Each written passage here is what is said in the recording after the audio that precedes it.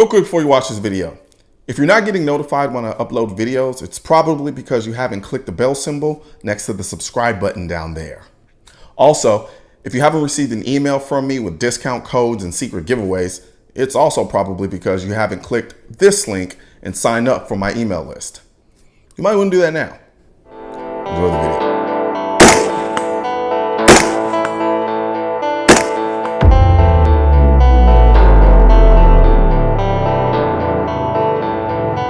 I call this Daddy Long Legs, but its official name is the PWS MK116. And for some reason I call it Daddy Long Legs for a reason that I don't really quite know why, but that's what I call her. I've had this rifle for a good minute actually, and I'll be honest, this is not the first time that I've shot it.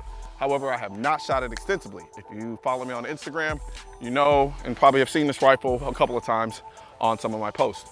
That being said, I've never really actually shot it extensively, and so this is gonna be the first mag of me shooting it extensively, so to speak.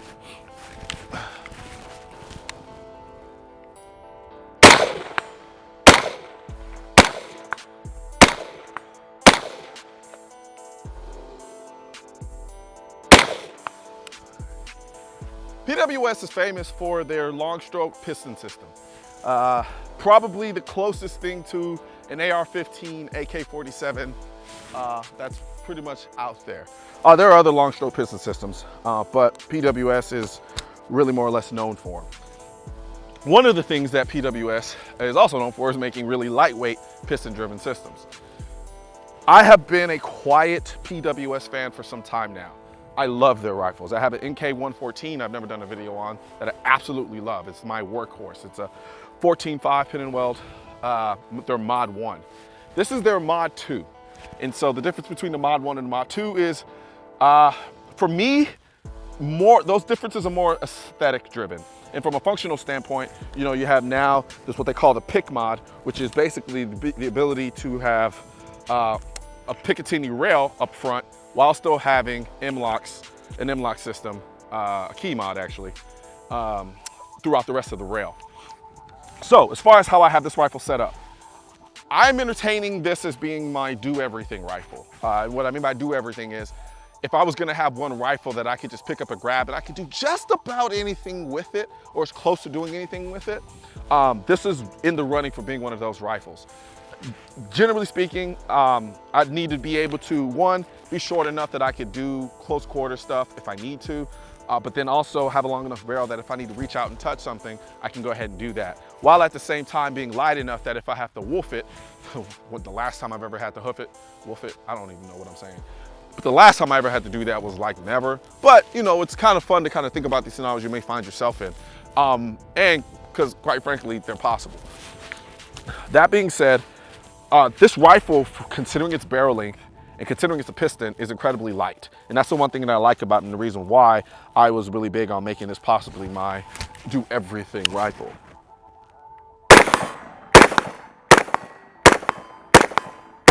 The trigger on this particular rifle is a Geyser trigger. It does not come with the Geyser trigger. It actually comes with the ZEV trigger. There was nothing wrong with the ZEV trigger except for the fact that it was a single stage. I don't like single stage triggers.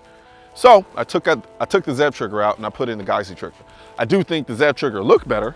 It was kind of like a brownish color, and then, you know, it kind of had some skeletonizing and stuff like that. But for the most part, it was a single stage trigger. I don't like single stage triggers.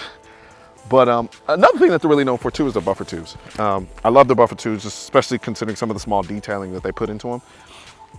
Let's see here. I'm running optics-wise, I'm running a Trijicon 1:8.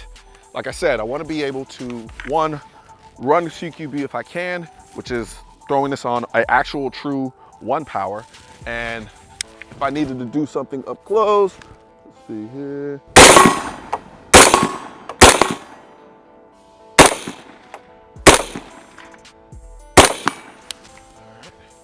So let's talk about this recoil impulse. It's different. And I can see someone not liking it because it is not a very linear recoil impulse. It recoils a lot like a lighter version of the AK-47.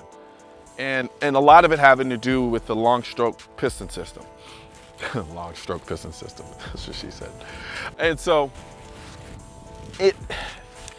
for someone who's used to shooting DI guns, direct impingement guns, it could startle you a little bit considering how this gun recoils because it's so different. It's not bad different. I personally, it doesn't bother me. Is it better than a DI gun from what I've shot so far? It's just kind of pick your preference kind of a thing.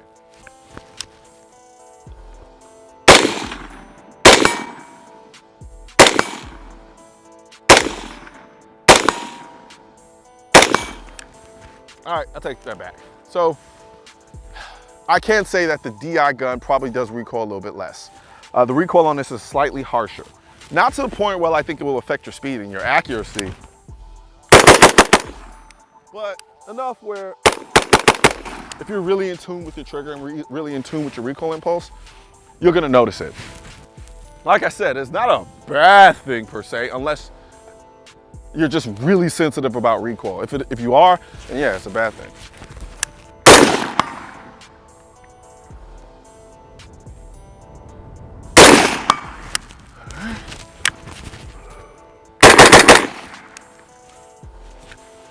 So even at speed, I have to give a lot of it to the Geissele trigger just because I love the triggers. I love Geissele.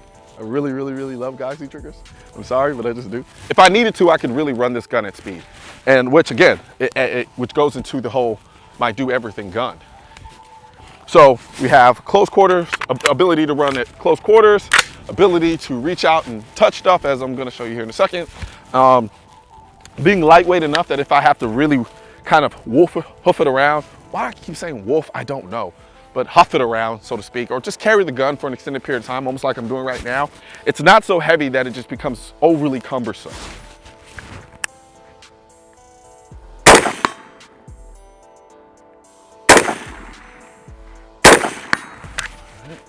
All right, let's see what we do here. So now, on top of that, not only do I need it to be able to do all of those things, I'd also want it to be able to be suppressed. And so, while at the same time, while being suppressed, not becoming overly heavy or completely unbalanced. One thing about piston guns, they can be a little unbalanced. I love my HK MR556 SBR. It's a little unbalanced, but I talked about that in another video. I think it was a video about the Salient Arms Gray rifle where the stock was so light that it created about an imbalance in the rifle. And even though it was lighter, it felt heavier because of the weight that was removed from the back. All right. Let's see here.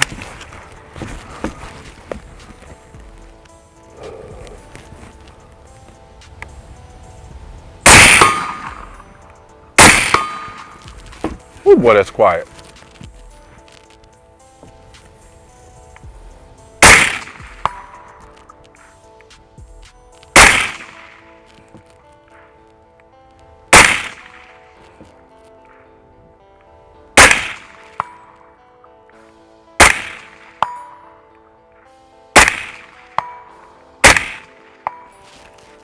I'm now starting to realize why I was missing at first. It's because the targets are at an angle. So at this distance, I think I'm seeing them head on and I'm not, and I'm just missing right off of the side.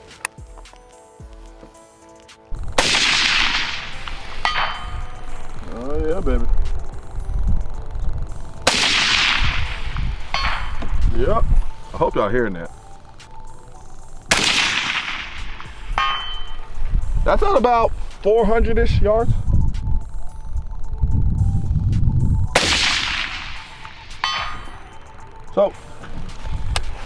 So you see what I'm saying? It's essentially, like I said, a do everything rifle for me.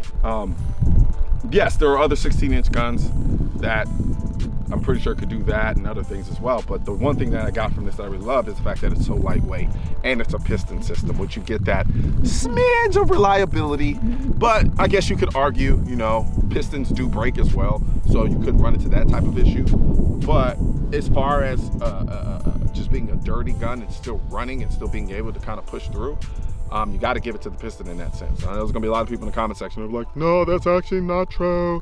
The DI is just fine. It's just as reliable. Okay, well, if it's just as reliable, then this is gonna be slightly more reliable. And if it is just as reliable, then I guess it's okay for me to just go to a piston, right? Yeah, I'm pretty sure I'm gonna get a lot of fuck yous in the comment section, or whatever. All right, let's do some more shooting.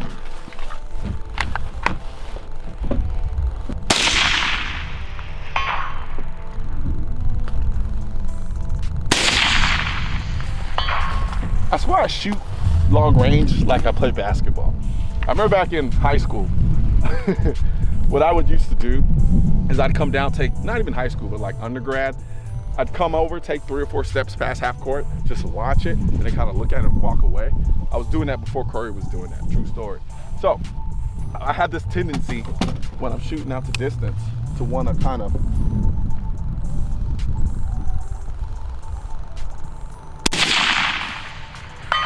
look up and see my hit like I can actually see it with my naked eye, which I can't. But the beautiful thing is, come on, if you want to come look at this right here, is at this place, as you can see, the target down there, they have these red indicators.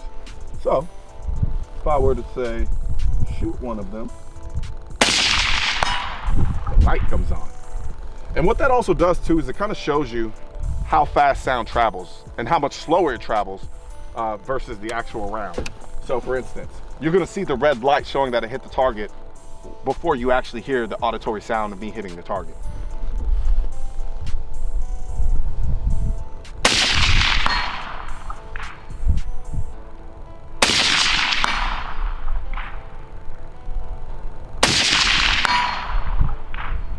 Oh man. So there you have it, the PWS MK116 Mod 2. And like I said, of course, you know, I have my obligatory Surefire light just because I love Surefire. And like I said, 1-8 Trijicon, my potential do everything rifle. I can suppress it, I can go long, I can go short. I don't know why I did that, like that somehow signifies me going short or whatever. It's been a long day. And it's lightweight. And I have the reliability of a piston system. So for me, and then if I wanted to, I could go ahead and throw some bipods on here, and if I needed to, pretty much have a stable platform wherever I needed to go without adding excessive amounts of weight to it, and being in a position where I don't even want to carry the gun because it's too damn heavy.